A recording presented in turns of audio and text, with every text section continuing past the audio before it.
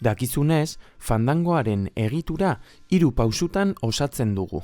Pausu batetik bestera pasatzeko, zubi gisa media bat txertatzen dugu. Ikasiko duzun pausu hau, bigarren pausu bezala dantzatzen da. Hasteko, fandangoaren 3. pausua gogoratzea komeni da. Punta, punta, cuartango.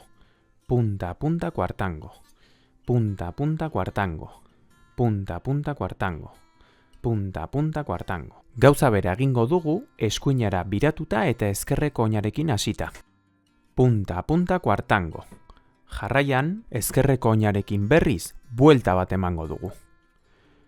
Buelta, buelta, cuartangorekin bukatu, eta gauza bera ezkerreruntz eskuineko oinarekin. Punta, punta, cuartango, eskuinarekin berriz, buelta, buelta, buelta eta cuartangorekin bukatu.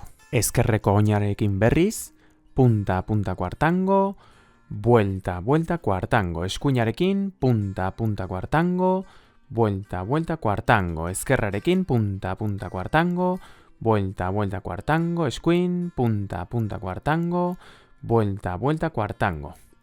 Beste behin, ezkerreko oinarekin hasita, eskumaruntz, prest, punta, punta, cuartango, vuelta, cuartango, punta, punta, cuartango, vuelta, cuartango, punta, punta, cuartango, vuelta, cuartango, punta, punta, cuartango, vuelta, cuartango.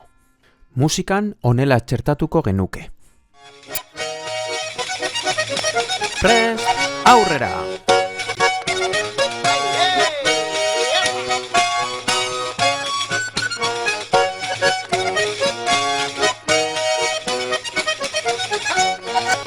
Oso ondo, beste behin, prest, aurrera!